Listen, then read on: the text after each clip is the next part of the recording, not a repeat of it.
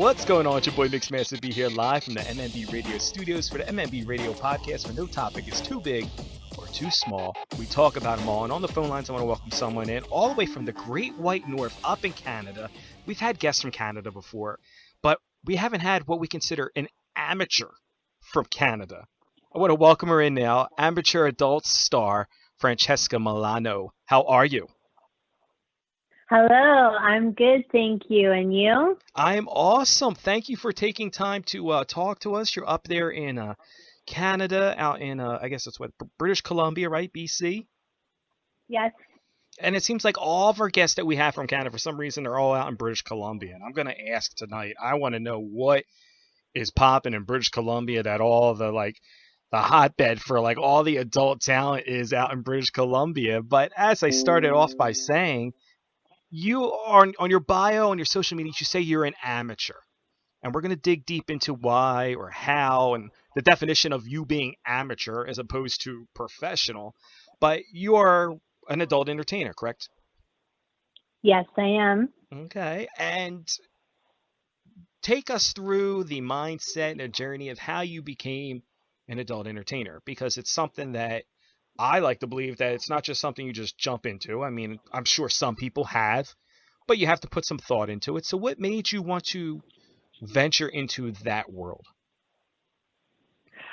I've been wanting to get into porn before I got into porn for some time. So definitely it was on my mind and it was something that I was thinking about. And then, I started to go on the websites and started to try to find companies that were posting for casting and auditions locally in Vancouver.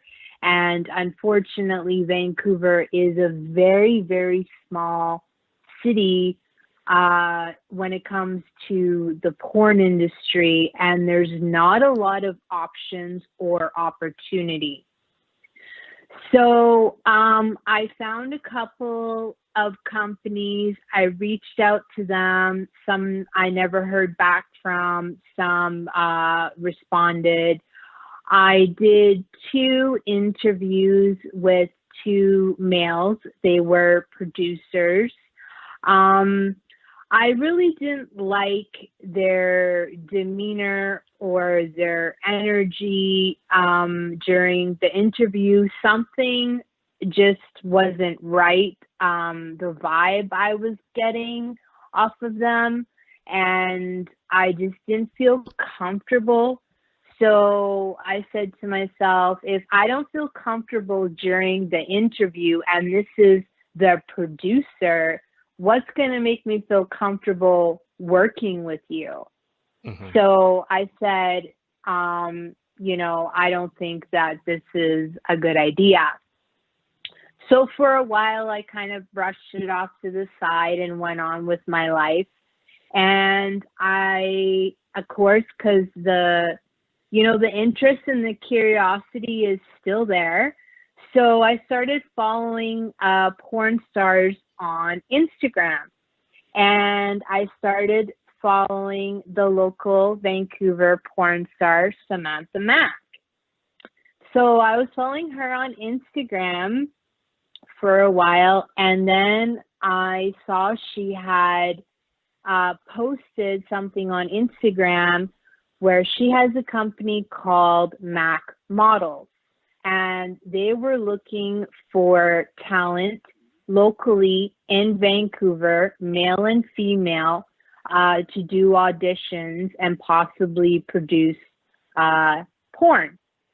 So I was like, wow, this is perfect.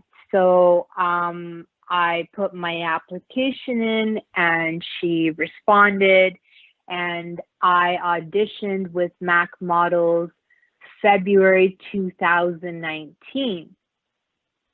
I did my audition, and of course I was very nervous. It kind of was not what I was expecting.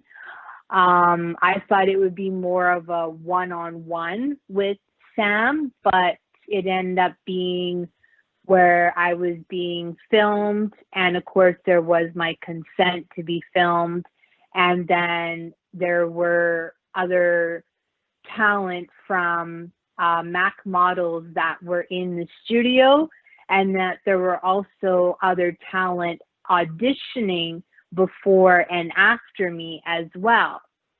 So there was like maybe about 6 or 7 people in the studio, which I was not expecting. But I just jumped right in. I did my audition. It was solo. I had my toys and my dildos and my anal plug and anal beads. And I just played with myself and did a show, and it was all recorded. And after that, Sam asked me if I wanted to work with Mac models, and I was like, yes, of course. So there was my opportunity to work with Mac models, and I've been working with them ever since. So I'm always intrigued when people tell me that they get into the porn business and they have a backstory and everything. And you would think that, again, I'm just gonna play the ignorant American role right now, where you think you know everything about Canada because they're not that far. I mean, you are our neighbors to the north, and we have all these ideas of what Canada really is.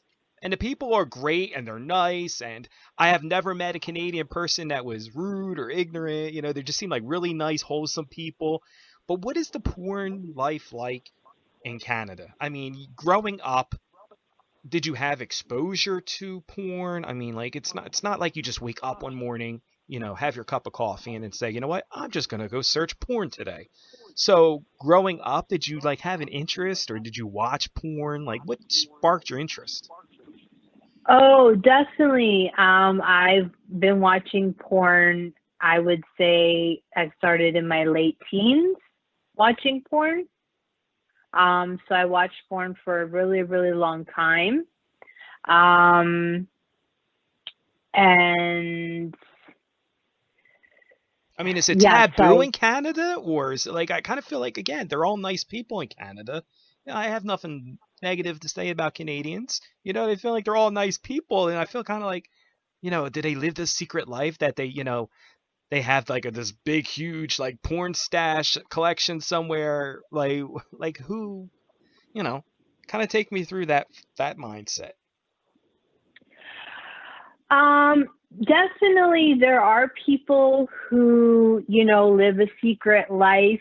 And when it comes to like the porn world or the fetish world, they keep that quiet. Um, I'm not sure if you're familiar with Vancouver Fetish Weekend, They have a which is fetish an, weekend. yes, it's Please, you actually a have to week. tell us about this. Yeah. Um, it's Vancouver Fetish Week. It's an annual event. It happens once a year in the summertime, and people from all over the world fly to Vancouver for this 1 year event. And it's a fetish week where there are events taking place every single day, to private parties, fashion shows, parades, going to Wreck Beach, which is a nude beach, and just hanging out and, talking to people and just having fun, being naked and walking around on the beach. Um, yeah, to dressing up, to going to parties and clubbing and all of that. So what I was told was a lot of people who come to Vancouver Fetish Week, a lot of them are like blue collar, white collar people in the regular world. and people don't know that they're into this kind of stuff, like their friends and family. They So it's like keep it a 50 Shades of secret. Grey shit. Like they don't know that they're behind closed doors, that they're freakadeeks. Yes, yes. So they keep it a secret. So that's why in a lot of these events during this week, um, fetish weekend, sorry, fetish week, um, a lot of them wear masks. So you can't really identify them. And because sometimes there's pictures taken and there's videos, and also in some places they won't allow pictures or videos to be taken, or if you want to take a picture you have to ask permission, Well, at because least they're these people don't. responsible. Because here in the States, we Yeah. can't get people to wear masks or shit. But that's a whole nother topic. I mean, I don't, for some reason, I feel like this fetish week would not work well in the United States because we would have to be wearing a mask, and that's just, like, yeah, that's just not, But not practical here. this is dress up though. This isn't medical. This is fun. This is like Oh, well, believe fantasy, me, they're medical here. There is definitely some medical issues for the people here who do not want to wear a mask. Um, but I mean, this is cool. So this is like this whole week that they do all this, just kind of they let it build up for a whole year, and then this one week they just unload and let all of their like sexual prowess come out. But you say Vancouver and where you're from is not a very big area. It's not a large city. Like when you were, growing up, like were you raised in a family where it was kind of like taboo to talk about sex? Because I find a lot of people who are very exhibitionist or very outgoing with their sexuality, they were kind of sheltered. So, like, what was that process for you? Were you sheltered as child, or like not as a child, but you know what I mean? Like, was it something that you had open communication with your family about stuff like sex, or no? No, it was very taboo in my family, and what you say is correct. Most people who are very sexual and expeditionists and all that, they grew up in a very sheltered or taboo family where you didn't talk about sex. It wasn't a conversation that your mom or dad had with you. So yeah, that's how I did grow up. And then do you feel that's a reason why you kind of lean towards the adult business as like a rebellion thing, or is it just something that you stumbled upon and just were like, wow, I didn't really know that this was something that I would enjoy? It's not a rebellious thing. No, it's I did it for me because I wanted to. It was my choice. It had nothing to do with being rebellious or anything like that. I do enjoy sex. I definitely enjoy sex. I love sex and I love all kinds and I love exploring and so doing it as a job, you know, and getting paid for it, who would say no? It is almost like a win-win. I'm sure we have listeners that are saying, I would do it for free just to be able to, hook up with some of the best talent and the hottest talent in the world. Um, but like when you're growing up in high school in those teenage years when you're exploring, um, did you like explore a lot when you were a teenager with like in high school, or like when did you really kind of blossom into who you are now? It was in my, I would say, mid 20s. Really? So that later on, like that you really explored enough to the point where you felt like you've come completely who you are? Yes, that's Okay. when I started getting like really, really freaky in bed and exploring more with my partners. And did you have boyfriends in high school? Were you social, or were you kind of like Oh yeah, the no, I nerd? did have boyfriends in high school and I was Mm-hmm. sexually active in high school, but the sex was very vanilla. Mm-hmm. I think most people that's the case because of the age and the experience, like, you know what I mean, is just not there at that age. Now, did you ever try to So, press the envelope with somebody's boyfriends to try different things? Were they like standoffish? um, not in high school, but after high school, yes, there was a few boyfriends I had. I wanted to try to do different things, and they were just not into it. And I was like, okay. And obviously, that relationship did not last very long.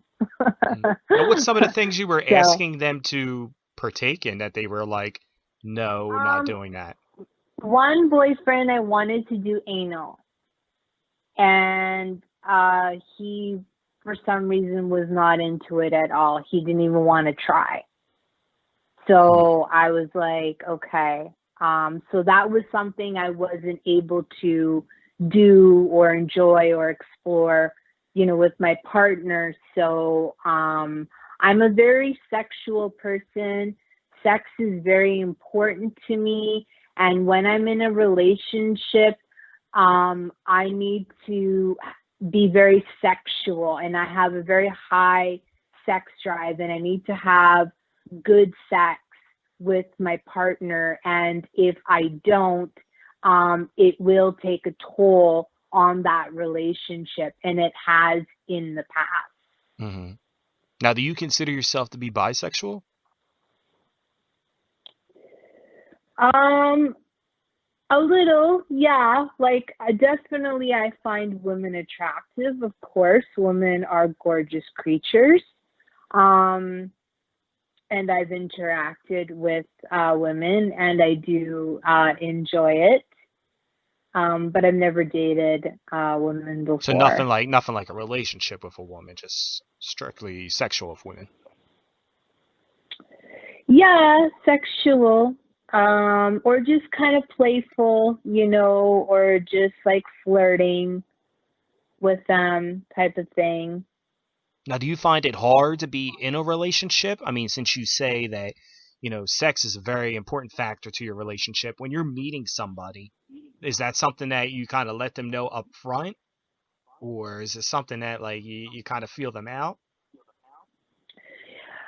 Um, no, when I meet someone and I have interest and I feel that there's possibly a potential to maybe this person being my partner, I lay all the cards out on the table and I'm very honest and I tell them what I need from them as a partner.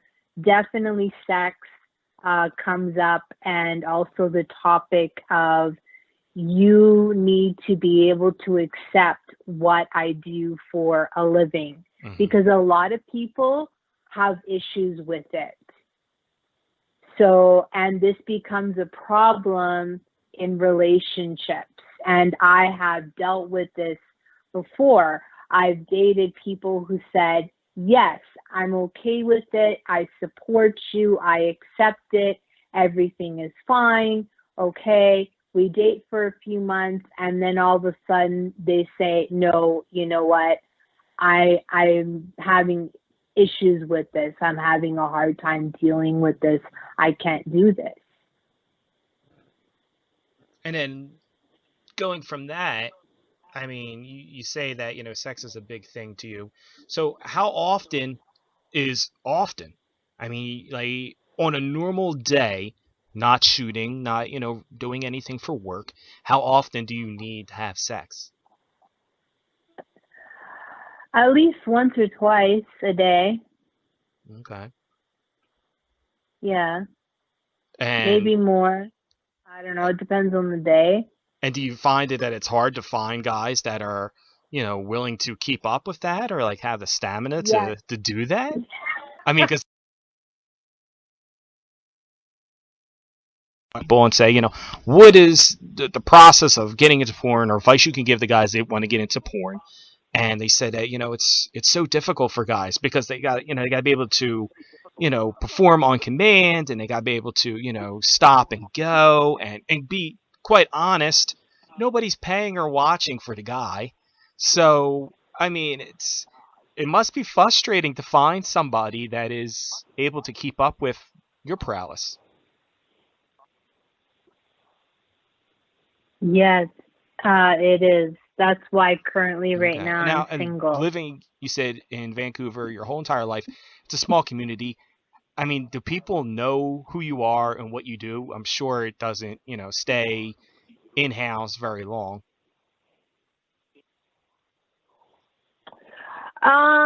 Well, some of my family knows what I do. Some of them accepted it and some of them didn't. Some of them have an issue with it, and that's fine with me. I'm not here to live for other people. It's my life, so I make my own decisions.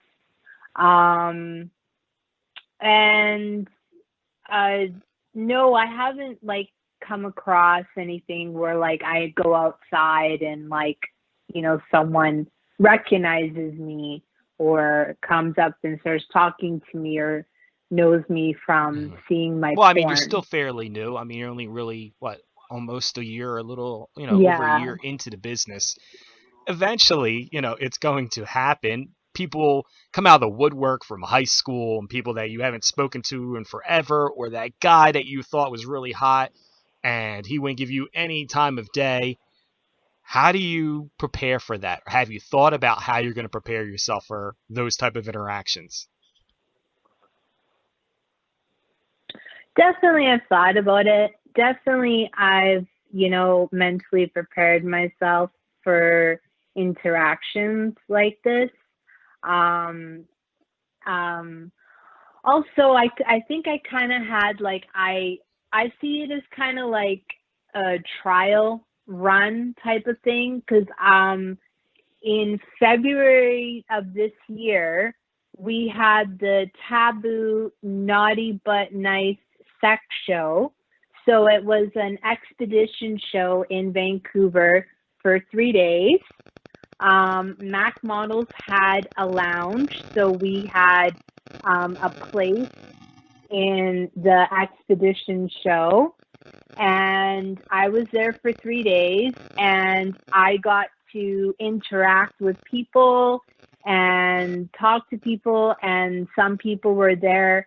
My fans were there. I got to meet them and talk to them, and so that was kind of a way of me to kind of like get an idea of what it's like to meet people and talk to people and introduce myself and have people come up to me and talk to me and be excited to meet And what was me. that feeling like to have people that, So considered themselves to be fans of yours? Was it kind of a surreal moment when people say, I'm such a fan of your work? Like, because I have people that tell me all the time when I'm out somewhere, and they're like, "Oh, I listened to your podcast," or and as long as I've been doing this, like I feel like I'm OG when it comes to doing this type of shit.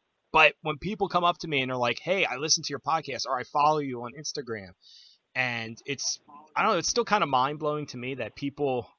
I know that I guess this probably sounds weird to say, but it's still mind blowing for me to hear people say, that they're such huge fans and listen all the time. So what's that feeling like when people come up to you and tell you that they're fans of your work? it's a really, really good feeling. I do remember a few conversations that I had during that expedition show. And one conversation I had with one fan, she said, "Oh my God, I love your work." And she said, "I'm so happy to meet you." And she said, "You're the reason why, I started doing my OnlyFans because I saw you and I was just like in awe." And I was like, "Wow, really? That's a great feeling. That's awesome." And then I talked to someone else who is also an amateur, and just started to get into the porn industry. And she was like, yeah, you're one of the reasons why I got into porn. When I saw you, I wanted to do what you're doing. And I was like, wow, that's a really good feeling.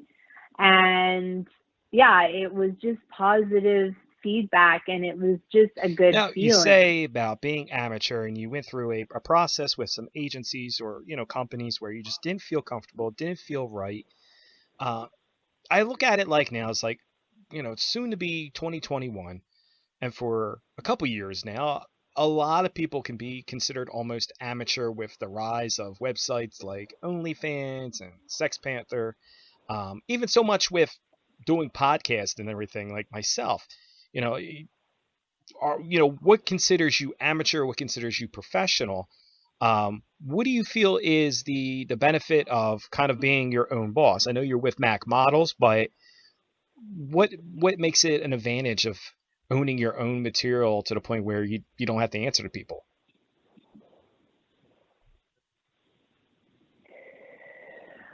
Or did I kind of just answer the Um, question for you? You don't have to answer to anybody. yeah, well, definitely there's pros and cons to everything, right? And I think that some things have more cons and some things have more pros.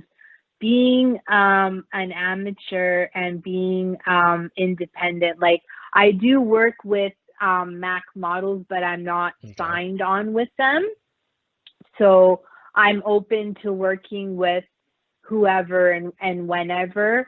I don't have an agent.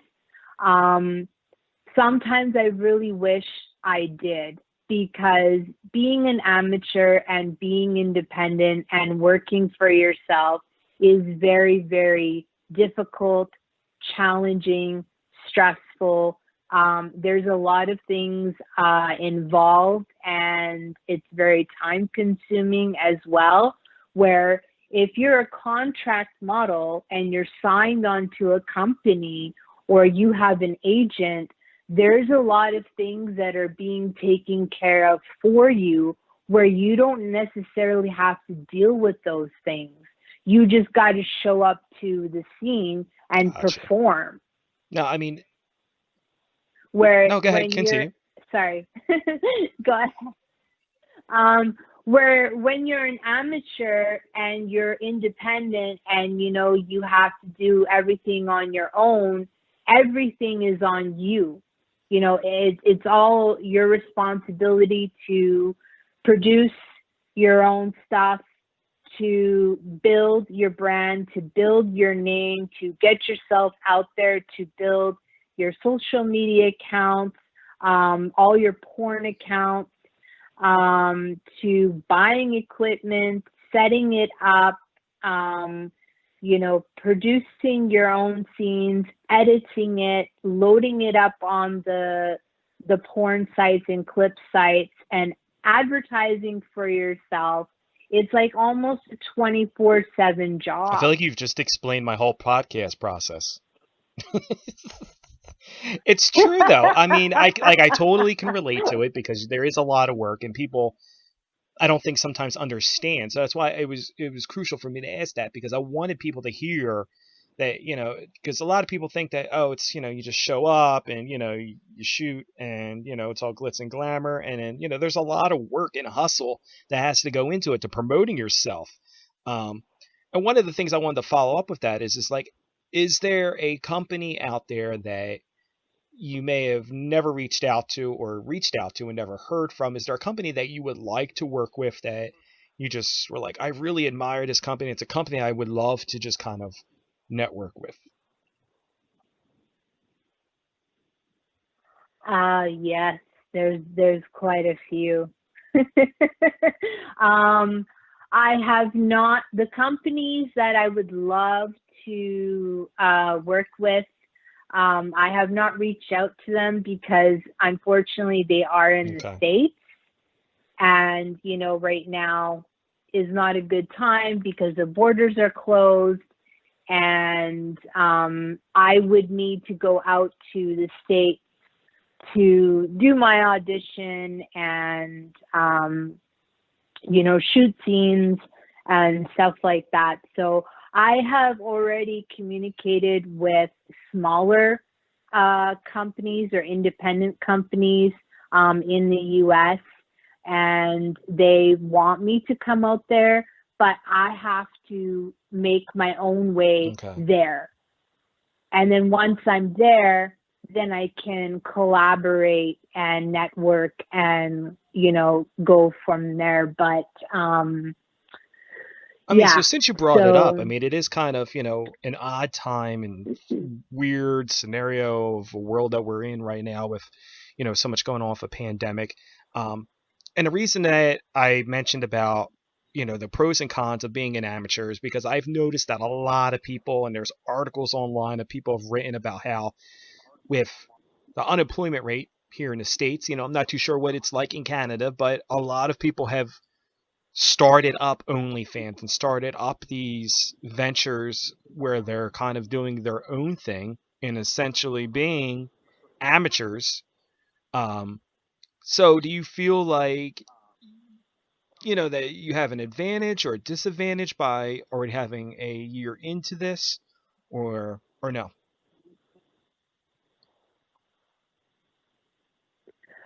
um in a way yes, and in a way no, because um it is very challenging. Like I said earlier, there's a lot that goes into this, and it's very time consuming. So it's not easy, you know.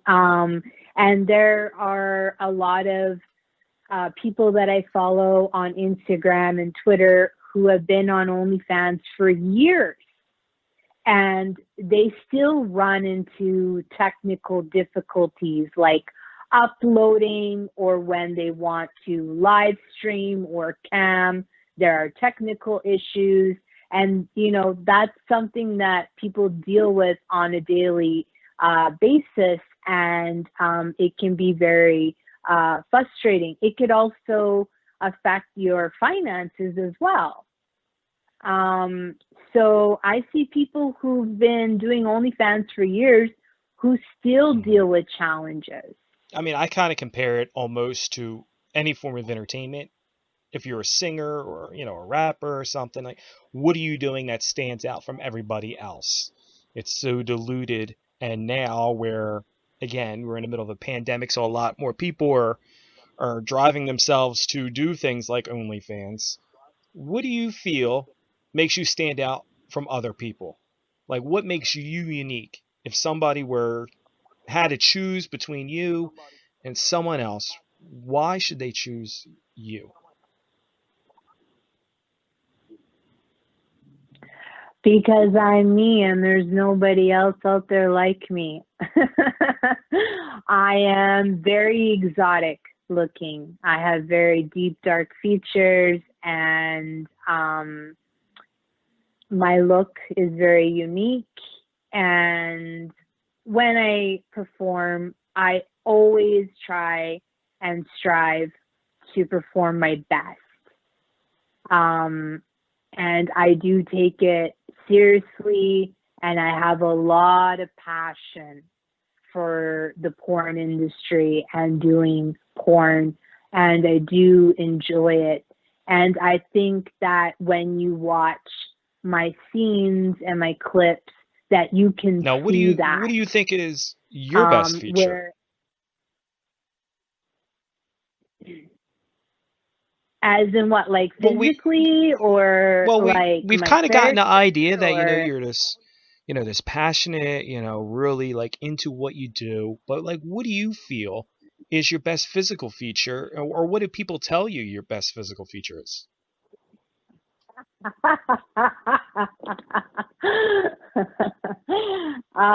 I feel my best features are my pussy and my Okay. ass. And do guys tell you this? Fans tell Yes, you, like, they're like, I oh my have. god, like, like, I just can't get enough of this, or. Oh yes, definitely. I get a lot of feedback, and also in my personal life, with partners and stuff like that. Um, so yeah, I definitely would say that my best physical feature is my pussy and my Now, I asshole. mean, is there anything that you would like to change if you had the opportunity to improve or adjust, or are you content with who you are? Definitely yes, physically wise. I definitely would like to have plastic surgery. Definitely like to have my breasts done, and would Mhm. like to go bigger than they are.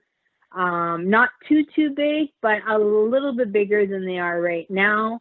Right now, my breasts are natural; they've never been done, and they're a double D Mm. 36. And where how big would you like to go? Do you just want to get So, more fuller, or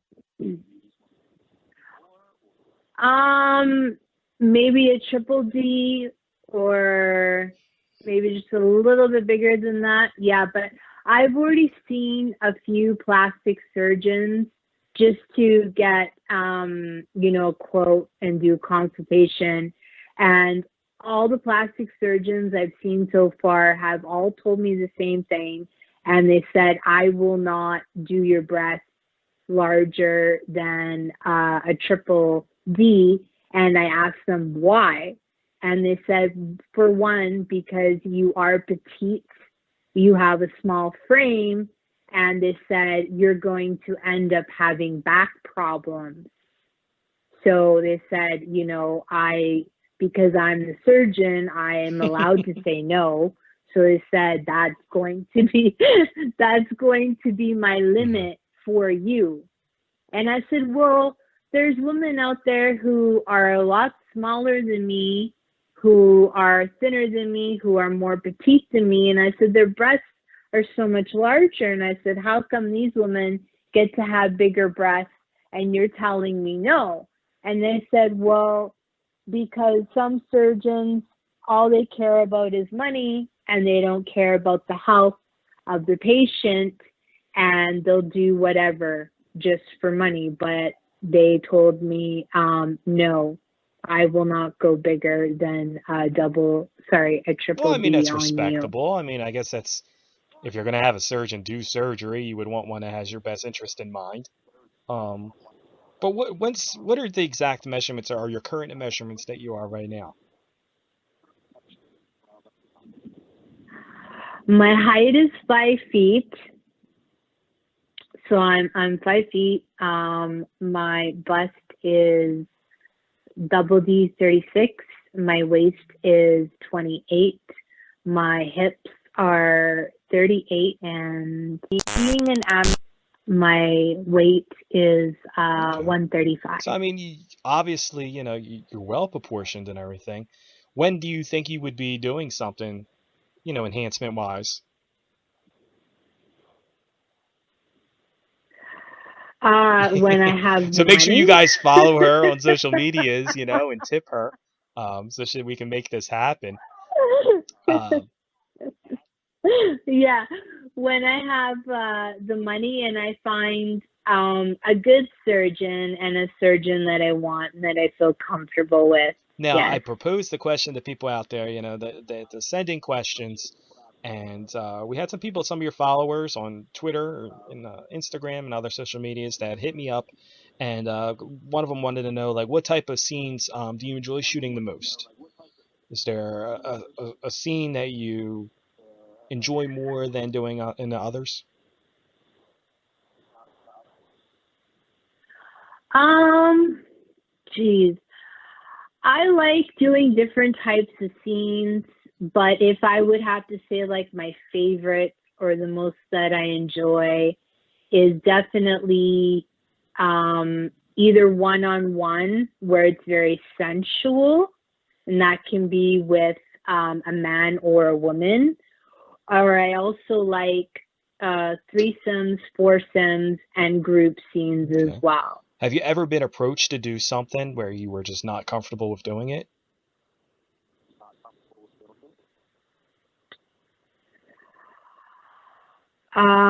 Yes, I have. I believe it was an independent producer who reached out to me, and they wanted me to do a scene, and I said no. I was not comfortable I with mean, do you that. have a list of like this is like a will not ever do list, or is there, things that you could be persuaded to do? Yes, I definitely have a list. It's small, but I do have a list of things that I will not do no matter how much I get paid, just because I don't feel comfortable and I don't feel that it's right to do scenes like Mhm. that. Well, what's something you won't do? I mean, if Um, producers are listening yeah. right now and they come with this idea with you. Okay, so my no list is I don't like anything too aggressive where there's Okay. violence.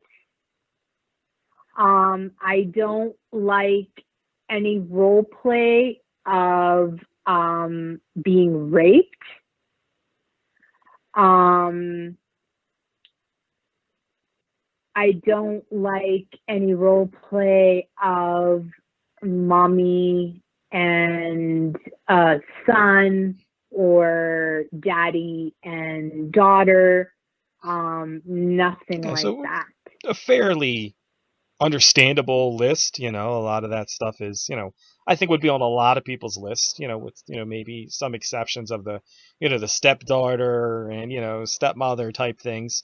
But leads me to ask you too is, have you ever felt like you are labeled a certain type of title? Like a lot of people get pigeonholed as, being MILF, or they're only into, this type of scenes. Do you feel pressure to fit a kind of mold, or because you're an amateur and a kind of independent, you have more leadway and say in what you decide to do? Um, I've definitely been labeled and Okay. titled as MILF. And is that Yes. endearing, or is that something where you're like, I really wish I wasn't, or I'm okay with it sometimes? Um, I have mixed feelings towards that. Like sometimes I'm okay with it, and sometimes I feel like I wish I wasn't labeled that or titled that. Do you feel like it hinders you in any way? Um, I mean, I know there's, a market for every type of genre. And, I go back to a story that, was at an Exotica event in New Jersey, and one of the talents there was like a BBW. And, there was people that were walking by and are like, oh, why would anybody want to buy that or wouldn't be into that porn? And I'm just like, okay, well, that's why they have different flavors at the ice cream shop. That's why Baskin Robbins has 31 different flavors. What is not your flavor, maybe someone else's flavor, and what somebody else might like. So do you feel, yes. it helps you, or like it hinders you, or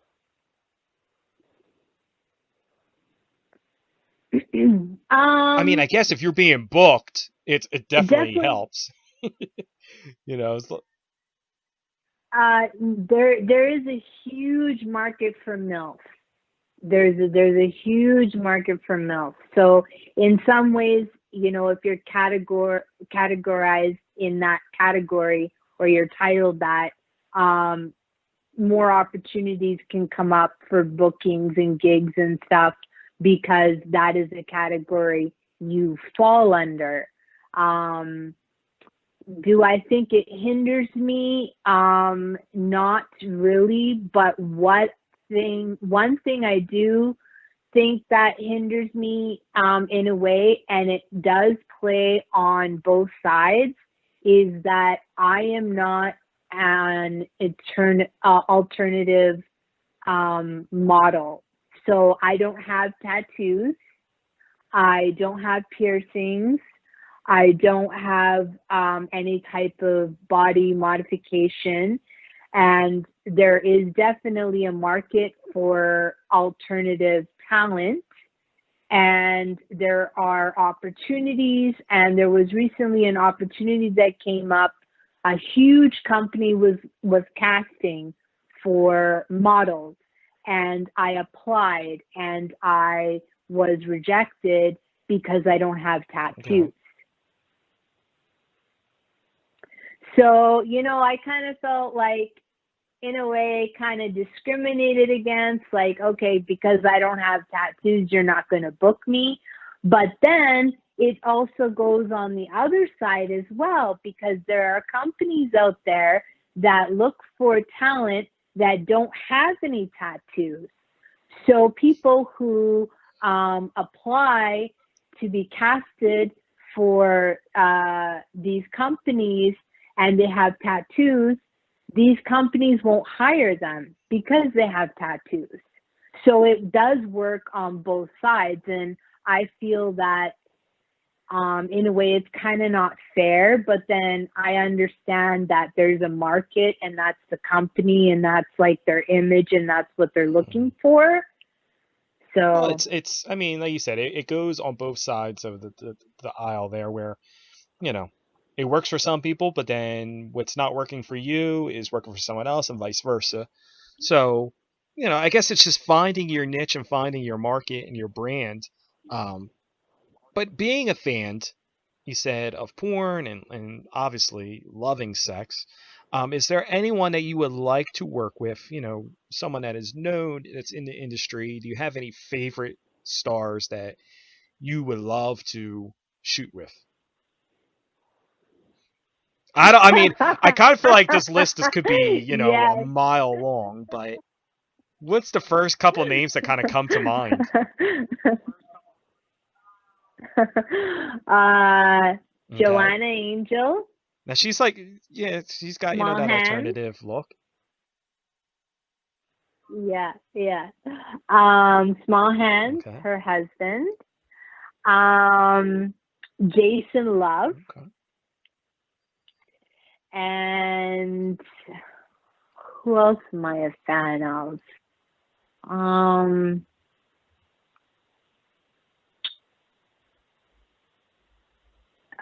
What about let's like celebrity see. crushes? Do you have any celebrity crushes? I mean, you're Canada, so I'm trying to think of, famous Canadians. I mean, Justin Bieber, Drake.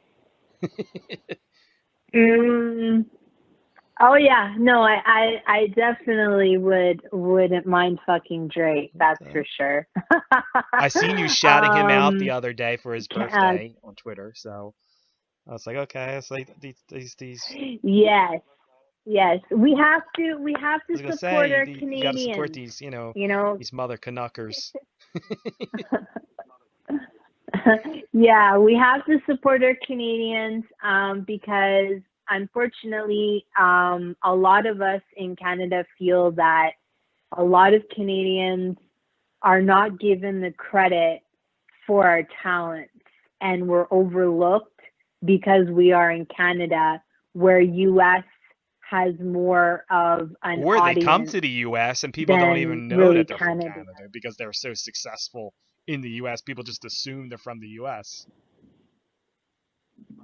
Yes, yes, yes, yeah, that's And true. it's Yeah, a credit to yeah. people like Drake, I So, guess, that always have to shout out that they're from, Toronto. That they it's kudos to him. He's making it known, like, hey, I'm from Canada. Like, I'm always gonna make sure people know that. yeah, and definitely the same thing needs to happen in Vancouver as well. Vancouver needs to be put on the map for different types of talents because we have incredible talent, not just in the porn industry, but in the music industry and in the film industry. Well, I Um, hope that I'm playing a yeah. role and a part in making at least the porn aspect of Vancouver. well known because you're like the third person I've had on the podcast that's from Vancouver. I don't seem to find any, porn in, Toronto or Edmonton or anything. It seems like everybody just kind of just huddles up in Vancouver, which I'm perfectly fine with. It doesn't really matter. I don't worry about zip codes and area codes. It's porn is porn. Um, going back to a couple of these questions that I have from fans, um, obviously since you've made it known that you're single, like what is something that you look for in, a guy? Do you have a certain look or because let's be honest, that's why we have apps like Tinder and, Bumble and all this stuff where people kind of look at the picture and don't really give two shits about the profile. Um, so I mean, it's just honest. Like people really criticize stuff like they're like, "Oh, Tinder is so harsh." And I'm like, yeah, but think about it. If you're in a club or you're in a bar or you're out socializing somewhere and you see somebody, like you don't know that person's personality from looking at them. So the first thing you notice is their physical features. It may sound wrong, but that's just reality. Um, so is there a look that you kind of go for? Like what attracts you?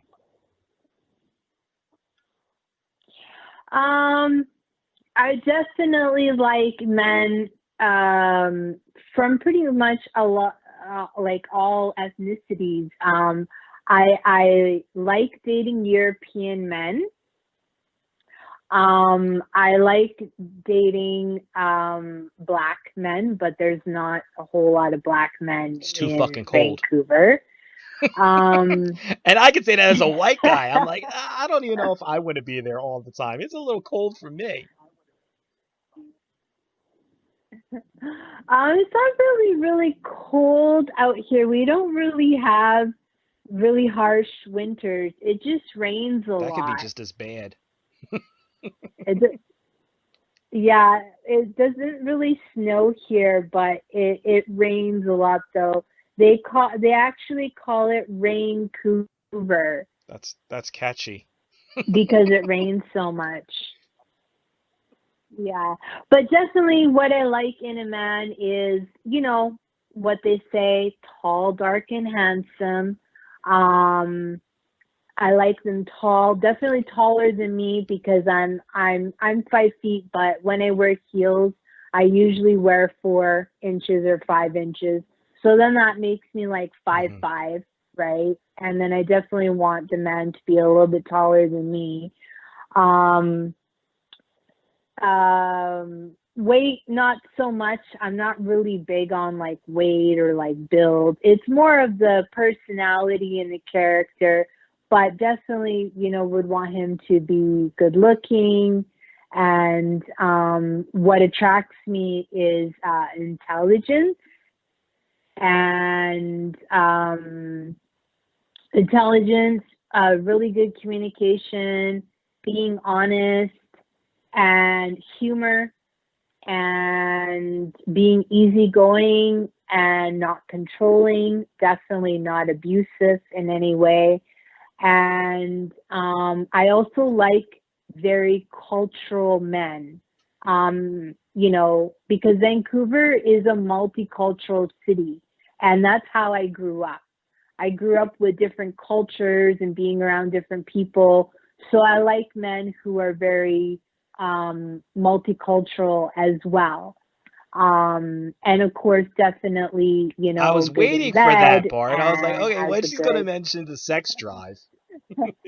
yeah, and a high sex drive, and who likes to explore and have adventures with sex, and and also I'm a hopeless romantic. I do like men to be romantic, and I like being spontaneous and surprises and stuff like that.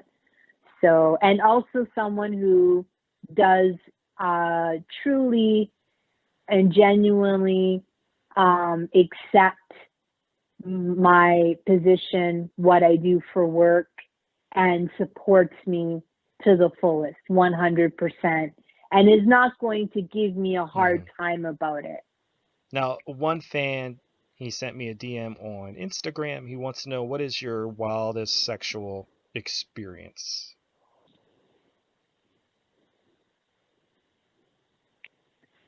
Personal or like on set Or both. or We doesn't don't matter. discriminate.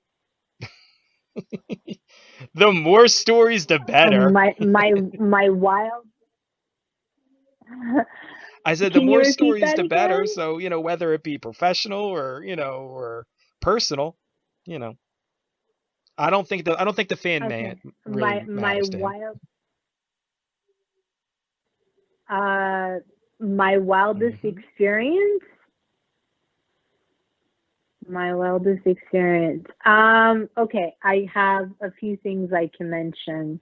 One is, oh, I definitely like to have sex outside as well.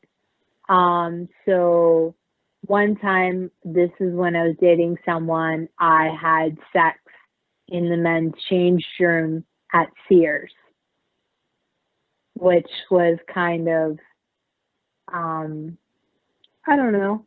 It's just How do you keep different. You know what I quiet doing mean? something Different like than that? being in the, oh, we just had to keep quiet. You just got to keep Uh, quiet. You know what I mean? Yeah, so that was one. On set, the porno boot camp I was was gonna say pretty you have to wild. explain all that to the fans too, because a lot Um, of fans are familiar, but some fans are not familiar. What is porno boot camp? okay. I'm not going to talk too much about it because this is Samantha Mack's project, and I know you're doing an Hmm. interview with her as well, and she will be discussing it. So I'll, But you've gone through the boot camp, let her. correct? Uh, yeah, so I was in a porno boot camp. Was documented by Vice, which was pretty interesting. It was an awesome experience, and I would say that was one of my wildest experiences on set was doing porno boot camp because I sucked how many? One, two, three, four, five. I think. Sorry, let me count again. One, two, three, four, five, six. Was it six dicks? I sucked. Yeah. It's kind of like playing musical chairs. We were all taking turns. So there was three of us, three females sucking on six males, five or six, I think. Yeah. And that's part of porno boot camp where they have to keep an erection, but they cannot ejaculate for, I think it's about 8 or 9 minutes. Don't quote me on that.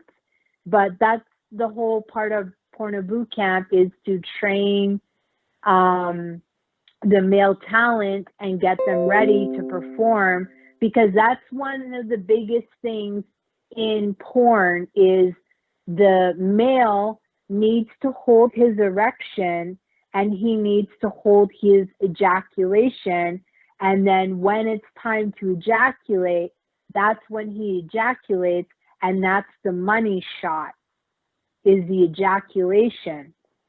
So a lot of males are not able to control their ejaculation. So when you're doing porn, you want to work with someone who knows how to control it and can hold it and can ejaculate when it's time to ejaculate. So it was the female's job to do their best to try and get the males to ejaculate as fast as possible. And it was the male's job to try to hold it back as much as possible until it was time to ejaculate and then release it. So that's a little bit about porno boot camp, and I would say that was like one of my most wildest So it's like experiences on training, but set. also a show, all in the same time. Yes, and it was documented by Really? Vice. Hmm. Very interesting. I mean, you Yes. gotta love Vice. Vice is always, goes outside the box, and I wish I watch more Vice than I do. Unfortunately, we just even during a pandemic, you just don't have time to watch everything. But every now and then, I sometimes will stumble upon something on there that is really interesting, and it's just like, wow, like why didn't I think of documenting something like this? Um, so I mean, it sounds like it's something, and definitely we'll have to ask Samantha about that when she's on the podcast to give us, details on, you know, porno boot camp. Um, but another fan wanted to know what is favorite positions for you? I mean, obviously seem like you can get off in Ah. almost anything, but what is your go-to? I definitely like doggy style, missionary, and being on So you top. kind of cover all the bases there. You know, it's kind of like a little sampler. If a guy isn't into one Yeah. thing, you can do the other, and then if not, you got a third option. Um, that's pretty cool. Let's see, a couple more questions I want to get through here. And I apologize, everybody, I can't get to all your questions, but another one here. Well, I like this one. So you mentioned already about 5 or 6 different guys. Like, how many is too many for you? Like, do you have a limit?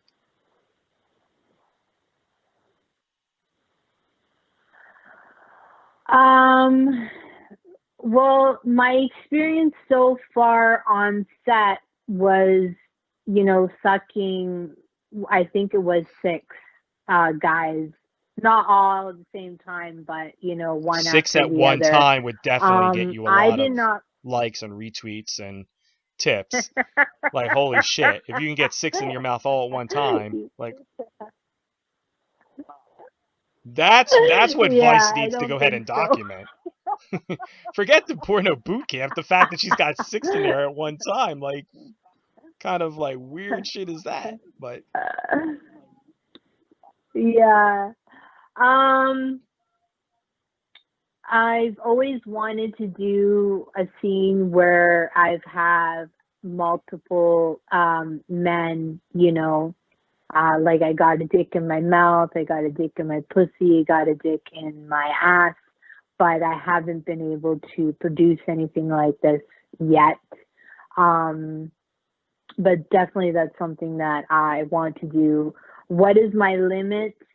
As far as in how many dicks I can handle at one time.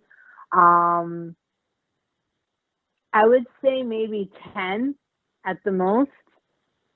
And at that point, there's definitely going to be a couple of men who are not going, in the scene when there's like that many men. Some of them are jacking themselves off because the woman, when there's only one, she can only do so much. Even if she fits, say, 2 in her mouth, 2 in her pussy, 2 in her ass, that's 6. And then she's giving 2 guys a hand job, that's 8. So if you have 10, there's going to be 2 more guys standing there hmm. jacking themselves off. So I would say I think 10 would be my limit. And then I would just, I was gonna say, what have if them take I mean, turns. obviously you mentioned like double vag and double anal and everything. Like, is that something that you've done or want to do or?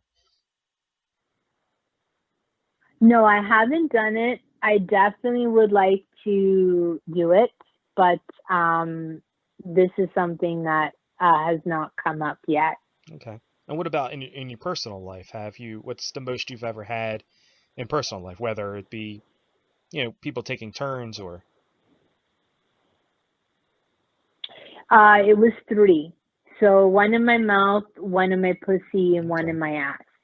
And this was just like met 3 guys that you knew, or were they, people that you were dating or friends? Um, yeah, it was a boyfriend and it was his friends. So I guess they were like kind of like Hmm. acquaintances.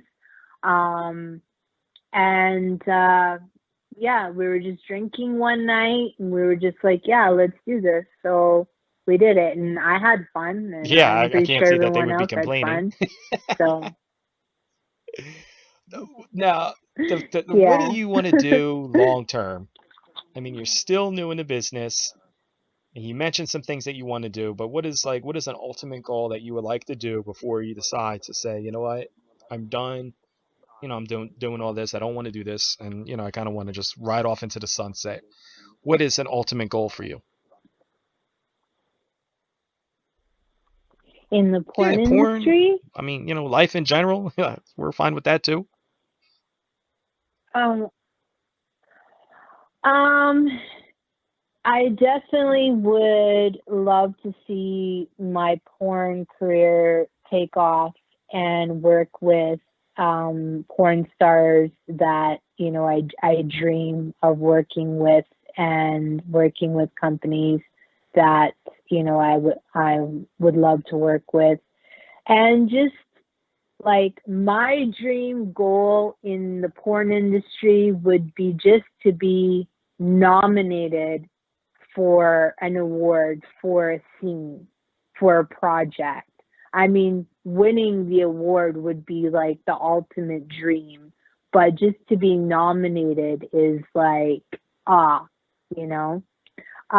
So that's my goal in the porn industry. In life, um, I would like to travel the world. That's something that I haven't done. I would like to travel across the United States and in Europe, and in other continents around the world. And I would like to buy real estate if I could. And I guess settle down somewhere. I definitely like to own a home in Vancouver because this is, where I, but I don't, you know, um, travel there back and forth, and just when I like retire in my old age and just live a very calm, quiet life. Very awesome. Very awesome. Well, let everybody know where they can find you at on social medias and on the internet, because obviously that's, where everybody wants to find out more about you. So where can we find you at online? Okay, so my social media accounts are Instagram, Twitter, and Snapchat. Twitter is where I'm most active. I also have a YouTube account as well. Um, for porn, I have OnlyFans, Pornhub, Model Hub, ManyVids. I have an XViz account as well, and accounts that are coming soon are AVN Stars, I Want Clips, Clips for Sale, My Free Cams, and Just for Fans, and more. And currently, right now, I have two more scenes coming out soon. So stay tuned for that. Hopefully, they'll be out in the next couple weeks. Very awesome. Well, I appreciate you taking the time to talk to us and kind of letting us into your world and who you are, because again, a lot of people are like, amateur, like what is the whole amateur thing, and it's kind of like this whole mystery about you. So we appreciate you taking the time, and we look forward to seeing more of your work. And anytime you want to come back on the show, anything you want to promote on the show, you are always welcome to come back on MMB Radio. This is Francesca Milano, and you're listening to Mix Master B on MMB Radio.